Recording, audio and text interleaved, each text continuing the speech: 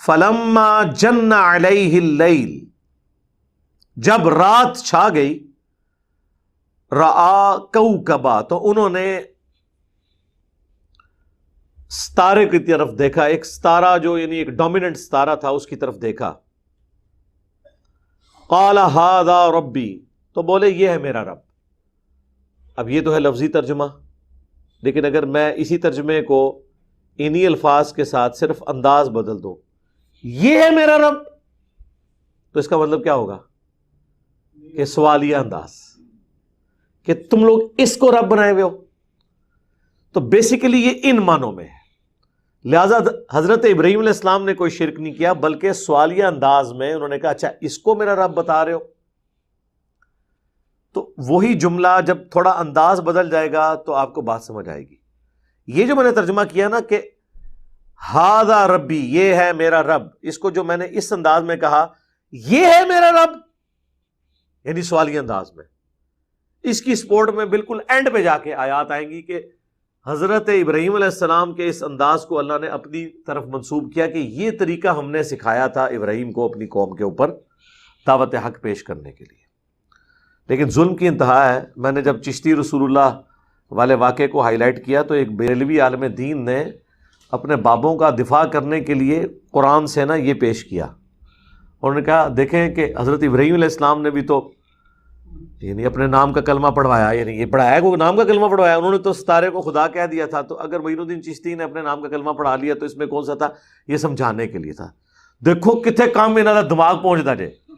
ایاک نعبد و ایاک نستعین چوں اے ماشاءاللہ بابیاں نو پکارنے دے موتی کٹ لیندے جے، سڑے ہوئے موتی تے نہ ہوئے، ترقیاں مینگنیاں بابیاں نو پکارنے دیاں. اور ادھر ان کا دماغ چلا گیا.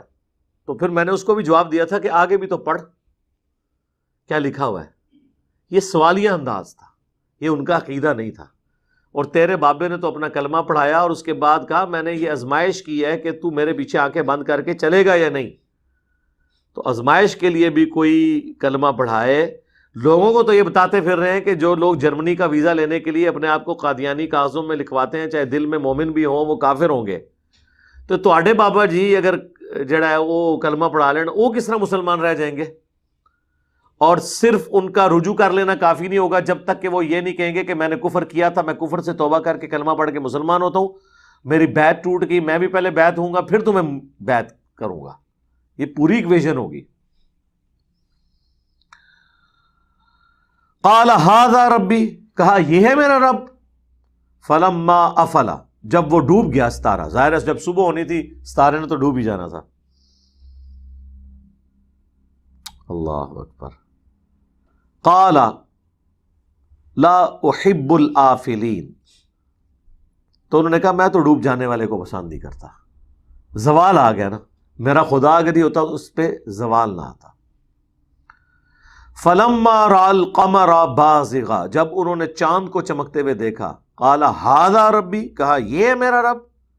فلما افلا، جب وہ بھی ڈوب گیا، قال لئن لم یہدنی ربی لأکونن من القوم الضالین، تو انہوں نے کہا کہ اے میرے رب اگر تو نے مجھے ہدایت نہ دی تو میں ضرور گمراہ قوم میں شامل ہو جاؤں گا. تو اس کا مطلب ہے کہ ان کا یہ یقین تھا کہ میرے رب یہ نہیں کوئی اور ہے، مجھے اگر تو نے راستہ نہ دکھایا تو میں بھی گمراہ قوم میں شامل ہو جاؤں گا. تو مجھے تو راستہ تو نے دکھایا، میری قوم کو بھی راستہ دکھا. فلما رأى الشمس بازغہ، جب انہوں نے سورج کو چمکتے ہوئے دیکھا، قال ھذا ربی، تو کہا یہ ہے میرا رب. ھذا اکبر، یہ تو سب سے بڑا ہے. ظاہر ہے ستاروں اور چاند کے مقابلے میں تو سورج بڑا ہے، زیادہ روشن بھی ہے. فلما افلت، جب وہ بھی ڈوب گیا، قال یا قوم انی بریء مما تشرکون، تو اے میری قوم میں بیزار ہوں ان تمام چیزوں سے جن کو تم اللہ کے ساتھ شریک ٹھہراتے ہو. یعنی اگر تم میں سے کوئی ستاروں کی عبادت کرتا تھا تو میں اس سے بیزار ہوں، اگر کوئی چاند کو خدا مانتا تھا میں اس سے بیزار ہوں، اگر سورج کے بارے میں کسی کا عقیدہ تھا تو میں اس سے بیزار ہوں. انی وجہت وجہی للذی فطر السماوات والارض، میں نے تو اپنا رخ پھیر لیا ہے، اپنا چہرہ اس ہستی کی طرف جو آسمانوں کا بنانے والا ہے اور زمین کا، حنیفہ سب کو چھوڑ کر یکسو ہو کر ایک اس اللہ کی طرف میں ہو گیا، وما انا من المشرکین، اور میں تو مشرک لوگوں میں شامل نہیں ہوں۔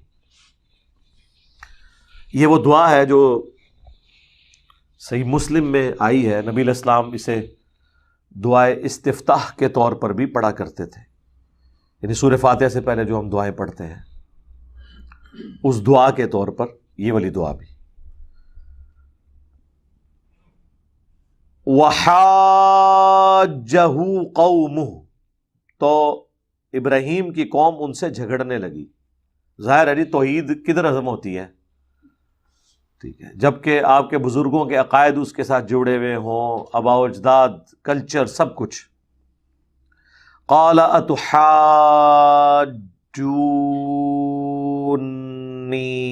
فِي اللَّهِ، تو ابراہیم نے کہا کیا تم مجھ سے اللہ کے بارے میں جھگڑا کر رہے ہو؟ وَقَدْ هَدَانِ، جبکہ اس نے مجھے تو ہدایت دی ہوئی ہے، مجھے تو پتہ چل گیا ہے کہ اللہ حق ہے، اللہ ہی معبود ہے۔ یہ ڈوب جانے والی چیزیں، ان کی بنیاد پہ تم مجھ سے جھگڑا کر رہے ہو خدا کی توحید کے معاملے میں۔ وَلَا أَخَافُ مَا تُشْرِكُونَ بِهِ، تو میں تو کوئی خوف نہیں کھاتا ان ہستیوں کے بارے میں جن کو تم اللہ کے ساتھ شریک ٹھہرا رہے ہو۔ إِلَّا أَن يَشَاءَ رَبِّي شَيْئًا، ہاں اگر میرا رب ہی مجھے کوئی تکلیف پہنچانا چاہے وہ الگ بات، باقی مجھے کوئی یہ نہ کہے کہ فلاں کی مار پڑ گئی، اس کے اوپر فلاں کی مار پڑ گئی، مجھے کسی کا کوئی خوف نہیں ہے۔ وَسِعَ رَبِّي كُلَّ شَيْءٍ عِلْمًا، میرے رب نے ہر چیز کو اپنے علم سے گھیرا ہوا ہے۔ افلا تتذکرون، تو کیا تم نصیحت قبول نہیں کرو گے؟